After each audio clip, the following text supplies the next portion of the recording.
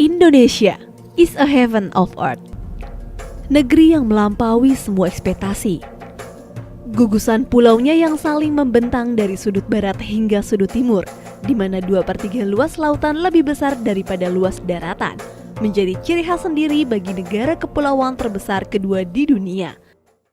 Indonesia tanah air beta, pusaka abadi nan jaya. Sebagai negara yang berada pada perlintasan dua benua dan dua samudera, Indonesia termasuk negara yang rawan dari sisi keamanan laut, baik keamanan laut yang bersifat lokal, nasional maupun internasional. Begitu juga dengan keberadaan pulau-pulau kecil dan terluarnya, yang perlu mendapatkan perhatian karena menjadi tapal batas antar negara tetangga yang sama-sama penting. Menjaga pulau-pulau terdepan yang menjadi teras utama bagi wilayah Indonesia merupakan hal yang sangat penting dan menjadi kewajiban bagi seluruh warga negara Indonesia. Istilahnya saya udah ada jaminan. Hak saya di sini tidak ada yang bisa mengganggu-gugat, saya tidak ada yang istilah bisa mengusir saya. Alhamdulillah istilahnya saya nyaman berada di dalam rumah saya sendiri. Kalau seandainya nggak ada sertifikat, istilahnya saya berada di rumah tapi was-was, takut diusir sama orang lain karena aturan-aturan mereka. Jadi dengan adanya sertifikat, ada jaminan dari pemerintah, insya Allah ke depan kami merasa nyaman di pulau ini.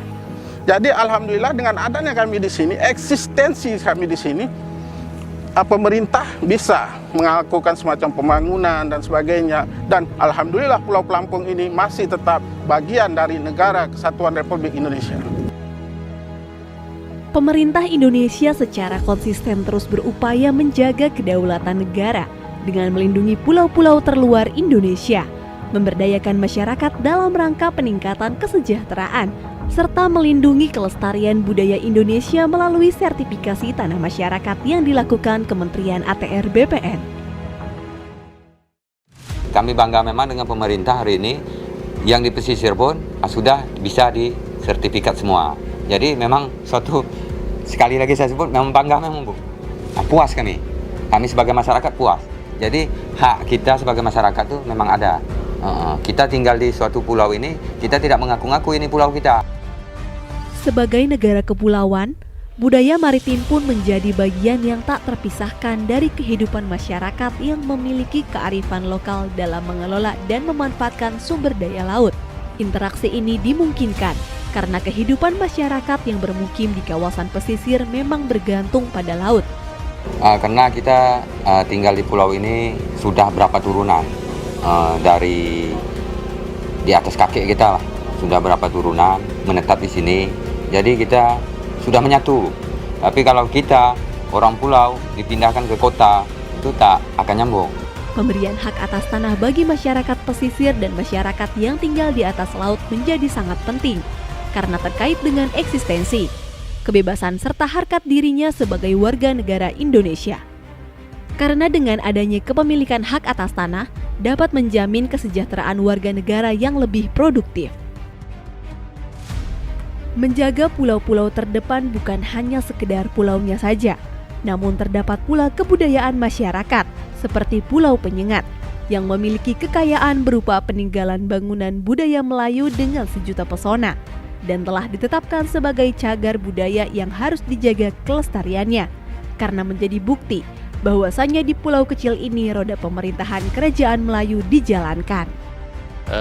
Kami sangat mengucapkan terima kasih kepada Bapak Presiden Republik Indonesia, kemudian Kementerian BPN, pemerintah Provinsi Kepulauan Riau dan Kota Tanjung Pinang dalam rangka menyelamatkan Pulau Penyengat, dalam rangka melindungi Pulau Penyengat tempat yang bersejarah ini, dalam hal menerbitkan sertifikat kepemilikan bagi masyarakat dan juga tempat-tempat cagar budaya untuk dilindungi.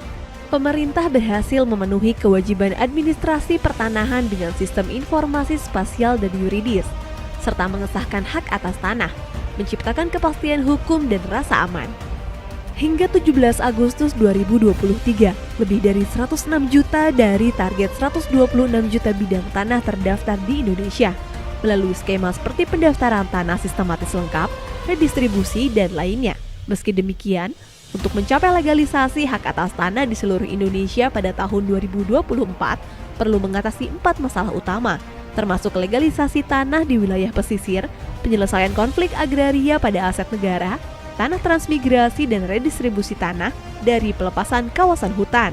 Diperlukan komitmen lintas sektor, hubungan pusat daerah, dan partisipasi masyarakat guna mengatasi tantangan ini, serta mewujudkan tujuan program strategis nasional reforma agraria.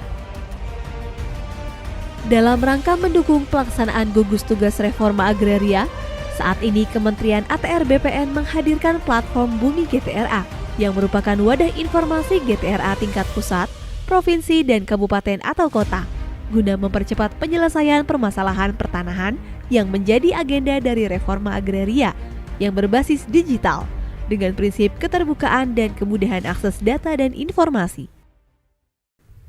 Dalam menyelesaikan semua persoalan reforma agraria, Kementerian ATR BPN tidak dapat berjalan sendiri.